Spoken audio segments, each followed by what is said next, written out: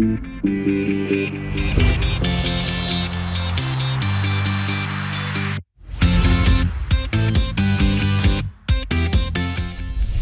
afternoon and welcome everybody to today's session of What's in Store. As per usual, I'm Erica Helligman. I'm the Senior Marketing Consultant here at t.tec. And with me, I have my good friend, Amy McDonnell, Senior Vice President. Amy, can you tell us what's in store today? One of the greatest topics that is top of mind for everyone. Let's talk about some AI and how it can replace or not the workforce. Yeah, and I think that's been a big concern. Everybody's really excited about AI, but obviously there's a huge amount of people that are really worried about, is this going to take over jobs? Is there something that we need to be worried about? And so who better to talk to about all things retail and, all of my life issues than you? Maybe we'll save the life issues for a little bit later, but yeah, let's talk about this one. All right, what you got for us? So listen, I think that there's a ton of confusion about what direction AI can take in a BPO environment. And some of these are more risky than others, right? There's a lot of data security issues that a lot of folks really don't want to get into. But on the beneficial side, let's talk about how AI actually helps and enhances that customer experience in the BPO space. Listen, I think that there's been a lot of questions about, maybe I just put ChatGPT or Bing AI or whatever it might be into my contact center and I no longer need human interaction, right? I think what we're really looking at is how to couple it together so that you can leverage some of the benefits and the efficiencies and personalization of AI along with the human touch to really create a much more efficient and personalized interaction for our customers. And I think one of the big things too that people don't realize is AI needs to be trained. There's always going to be human interaction because of this training aspect to it. You can't just decide, I want AI, and you implement it and then you're ready to go. I mean, some of the great tools of the AI obviously utilize machine learning, right? But it is what you had said.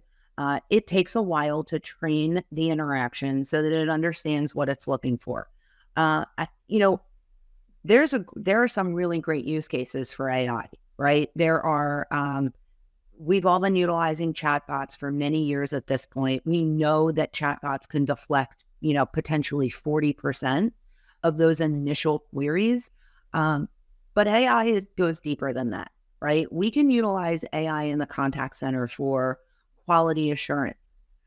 Instead of looking at, or doing minimal, quality calibrations with the agents on a monthly basis, leveraging AI tools allow you to do, 10x of that in a month. So leveraging AI in the right environments, I think is super, super helpful. It helps with workflows. It allows us on the back end of agent conversations to be able to predict the right responses. In an analytics scenario, it helps us identify trends, which translates into our ability to forecast properly, understand the right intents that are coming in. How do we serve up the right offers? How do we create intelligent responses? Right? All of that is delivering efficiency to the customer experience. And that is outstanding use cases for where AI can play. Does it take away the entire human element? It typically allows for a contact center to handle more transactional interactions through an AI bot or approach and allow for those more complex transactions to rise to a human interaction and give that personalization. That makes sense. I think, it's interesting because one of the big topics that we always talk about in retail is this level of personalization. And I think there's a huge marriage between AI and customer experience. So is there a way to marry the two together to continue driving that level of personalization that is so utterly important in the retail space?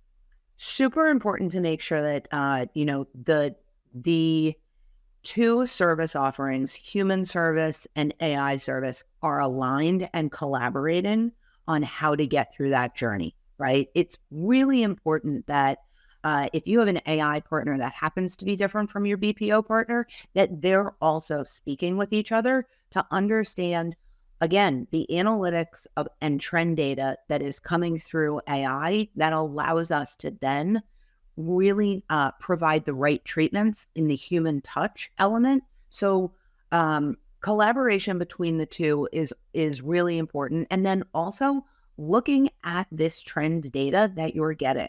This is not a once and done scenario, right? We're not pulling this product off of the shelf, lifting, putting it into a software environment and then letting it run because machine learning is going to do its trick.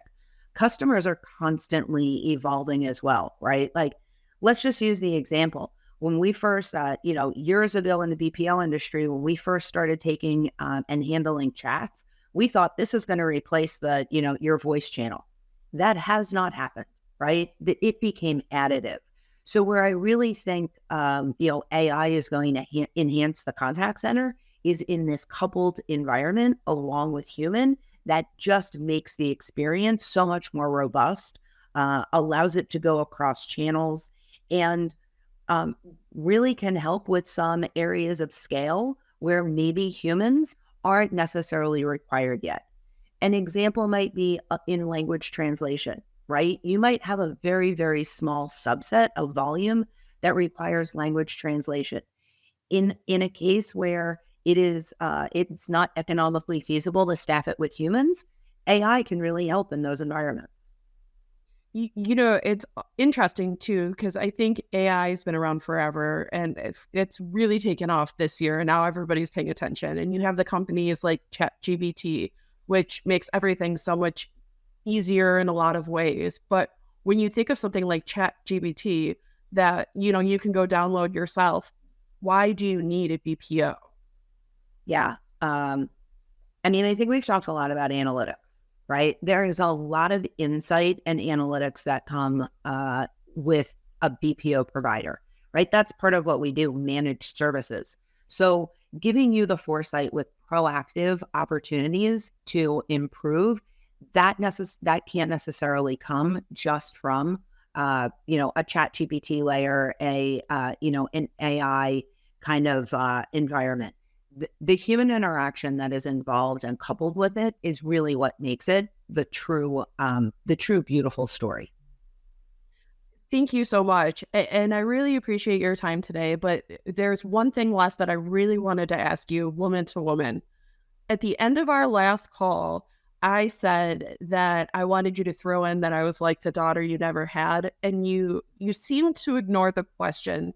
And you've been very responsive to my other questions. So I just wanted to ask before we end, is there anything else you wanted to say to me?